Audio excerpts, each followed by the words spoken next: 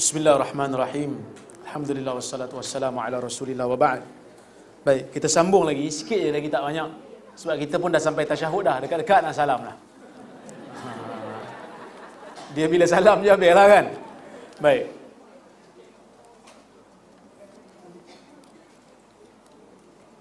Kemudian sifat tasyahud ni mengangkat jari telunjuk.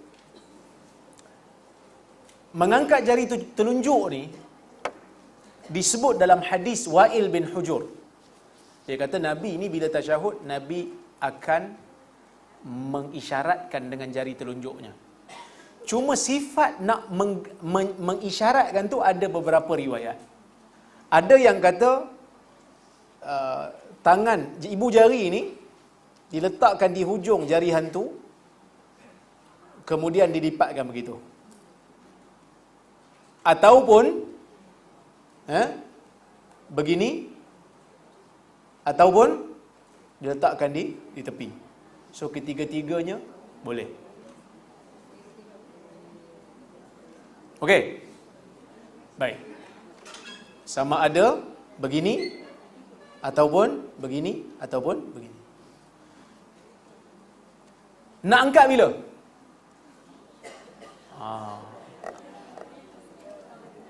Ada yang kata angkat tu waktu nafi.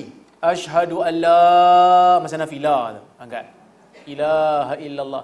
Ada yang kata asyhadu alla ilaha illallah. Illa tu angkat. Itu mazhab Syafi'i lah tu. So dia kata asyhadu alla ilaha illallah angkat. Syafi'i lah tu. Hambali dia kata angkat bila? Angkat bila ada sebut nama Allah. At-tahiyatu lillah wassalawatu wattayyibat. Assalamu alayka ayyuhan nabiy wa rahmatullah wa barakatuh. Assalamu alayna wa ala ibadillahi salihin. Asyhadu an la ilaha illallah wa asyhadu anna Muhammadan abduhu wa rasuluh. Allahumma salli ala Muhammad. So bila ada sebut nama Allah, angkat. Tapi wallahu alam, sekadar kajian saya tak jumpa lah yang kata bila nak angkat ni.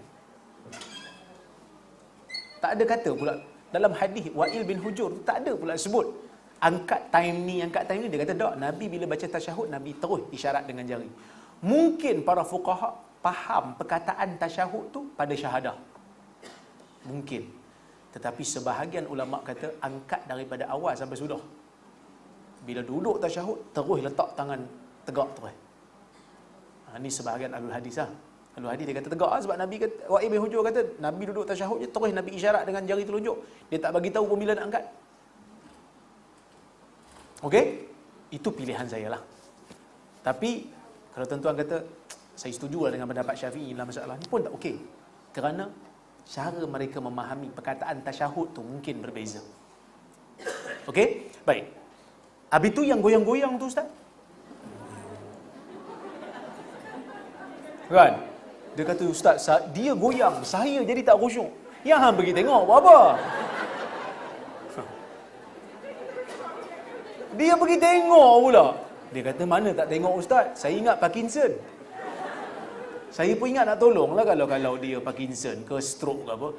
Tak. Memang ada mazhab Maliki dia goyang. Sebab apa dia goyang?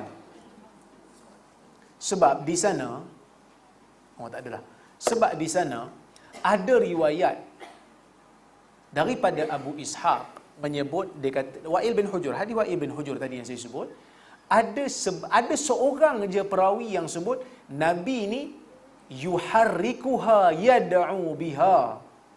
Nabi menggerakkan jari sambil berdoa. Jadi Syekh Utsaimin kita bila ada doa aja goyang. Dalam lafaz tasyahud kan ada doa kan? Bila doa goyang. Assalamu alayka tu kan doa. Assalamu alayna pun doa. Asyhadu an la ilaha illallah tak doa. Itu apa ni, syahadah. Allahumma salli ala doa. Bila doa je goyang. Cuma mazhab Maliki dia khilaf. Dia kata ada sebahagian ulama mazhab Maliki kata goyang tu atas bawah. Ada sebahagian kata kiri kanan.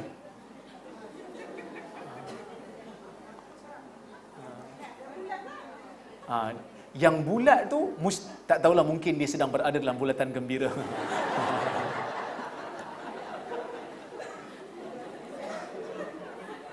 Saya tak jumpa lagi ulama sebut. Mungkin ada lah, tapi saya tak jumpa. Mungkin kan. Mungkin dia sebenarnya nak buat kiri kanan, tapi oleh kerana laju sangat ni, jadi nampak macam bulat lah. Jadi kita pun tengok penin kan.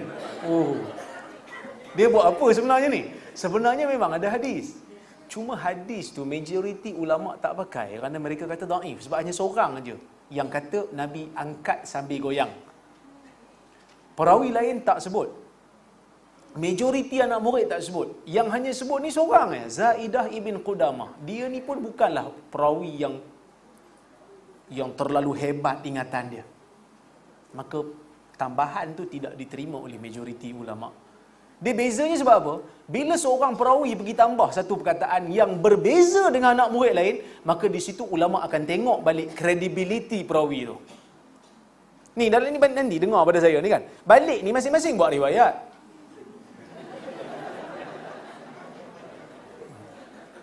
Betul tak? Masing-masing buat riwayat. Jadi kita tengok dalam yang ramai-ramai ni mesti ada yang masing-masing rasa dia ni the best lah. Ada 10 orang yang bila dengar daripada guru ni memang melazimi guru sungguh lah. So dia ini akan menjadi marjak asasi. Dia ni akan menjadi rujukan utama. Bila syekh ni baca hadis, dia akan cari yang ni dulu, 10 orang ni dulu. Sebab 10 orang ni melazimi syekh lama, sama ada musafir ataupun syekh bermukim, dia akan bersama dengan syekh. Tiba-tiba ada seorang datang pun sekali-sekala bawa riwayat tambah perkataan yang 10 orang tadi tak tambah. Tak kepelik. Tapi kalau yang tambah daripada syekh tu yang 10 orang tadi, pelik tak? Tak pelik sebab dia memang melazimi syekh. Itulah hadis. Itulah ilmu hadis. Bila ada seorang perawi tambah perkataan yang tak ditambah oleh perawi lain, ni problem. Dia tambah ni bukan semua ditolak. Ada tambah yang diterima. Sebab tambah, kalau tambah tak mengubah makna, tak mengubah hukum, diterima. Contoh macam ada perawi pergi tambah. Nabi kata, "Idza waqa'a az-zubab fi ina'i ahadikum falyaghmishu thumma liyanza'hu fa inna fi ahadi janahaihi da wa fil akhar shifa." Bila lalat jatuh dalam bekas makanan kamu, hendaklah kamu benam dia, kemudian kamu buang dia, kerana satu bahagian daripada badannya penyakit, satu bahagian lagi penawar. Tapi ada sebahagian perawi dia bagi tambah, falyaghmishu kullahu, hendaklah benam dia keseluruhan. Maksud benam bagi tenggelam sungguh. Tambahan tu tak menafikan, kerana benam yang Nabi sebut yang awal tadi pun memang benam lah. Sebab tu Nabi kata summa liyanzahu, kemudian keluarkan.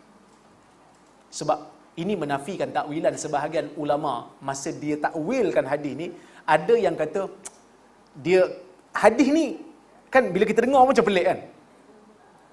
Lalat jatuh, lalat tu kotor dah, nak kena benam pula. Jadi Mu'tazilah, golongan yang pakai akal zaman dulu ni, dok tolak hadis ni. Dia orang kata ahli sunnah tak logik. Jadi sebahagian ulama ahli sunnah mula untuk takwil nak bagi redha lah, macam nak kata tak pelik sangat hadis ni. Dia macam ada sifat apologetik sikit. Dia kata sebenarnya Nabi suruh benam tu bukan apa, Nabi nak buang sifat takabur saja. Maka benam tu maksudnya Nabi nak kata benam tu bukan benam lalat. Benam tu maksudnya benam perasaan geli kamu tu. Lalat tu manusia, lalat tu makhluk macam kamu, bukan manusia. Lalat tu makhluk macam kamu. So buang, minum, jangan takabur sangat. Tapi bila ada perkataan falyaghmishu kullahu, benam semua sekali, maksudnya benam sungguh, bukan hanya metafora. Tapi bukanlah wajib benam ni. Benam tu tak wajib. Kalau orang tak nak benam, dia tak nak benam, dia kata tengok lalat, tak lalu Ustaz, tak lalu tak apa, tak payah minum. Dia bukan wajib. Tak ada siapa yang kata hang tak benam lalat tak sunnah tu. Jadi kita kena buktikan kita ahli sunnah. Pergi cari lalat, masukkan. Paling tidak adalah sekali beramal dengan hadis ni. Nabi tak suruh cari lalat. Nabi kata idza waqa'a dzubab, bila lalat tu cari air kita. Bukan kita pergi cari. Kan? Nabi cuma bagi jalan keluar saja. Kalau kita sayang kat air tu. Tuan-tuan, pergi Gloria Jeans Coffee. Beli air RM15. Satu cawan RM15, RM14.80. Satu cawan kopi kan RM14.80. Minum latte lah. Apa lagi? Americano lah, cappuccino. Kan mahal tu. Beli-beli, buka-buka, baru nak sedut, lalat rasmi dulu. Macam mana nak buat? Nabi kata kalau kamu tak nak mudarat, benamkan, keluarkan. Boleh minum air tu. Sebab air tu mahal. Dan kalau air mineral aja, pergilah jurus kat pokok. Sebab air mineral, tu pun orang bagi. Tapi kalau dah air tu mahal kan, so Nabi kata tak apa. Cara kamu nak elakkan diri daripada kena mudarat, benamkan. Kerana lalat ni pun ada antibody. Kalau tak, macam mana dia boleh tahan? So nak ambil antibody lalat. Sebab tu Nabi kata sebahagian badannya penyakit, sebahagian lagi penawar. Nah, bukan wajib pun. Tak wajib. Kalau tak lalu sangat minum kan? Kata Ustaz, saya tak lalu minum Ustaz. Saya benam je, saya bagi kawan saya minum.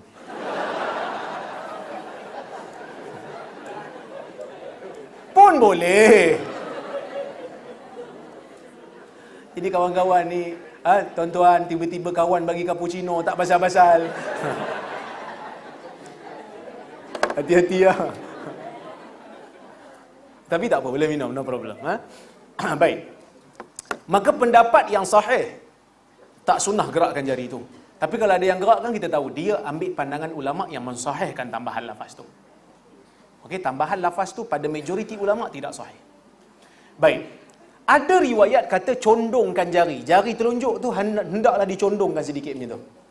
Condong sikit, bengkokkan sikit. Tapi itu juga tidak sahih.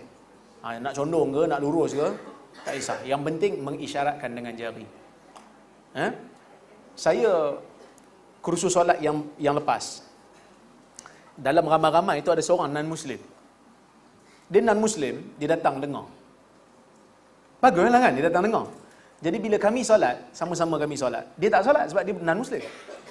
Lepas solat tu saya sembang dengan dia, saya, Ustaz nak tanya satu soalan boleh? Pasal apa bila orang Islam solat dia buat macam tu? Orang Islam tak nak tanya kan? Orang non-Muslim tanya, kenapa buat macam tu? Ni isyarat untuk tauhid. Isyarat untuk tauhid. Dia hanya, tapi sunat tu hanya berkaitan dengan jari telunjuk je lah. Kalau jari yang belah sini tak adalah. Sebab ada orang tu dia tangan kiri dia gatal. So dia nak garu. So dia kata, macam mana nak buat ni? So dia tukar.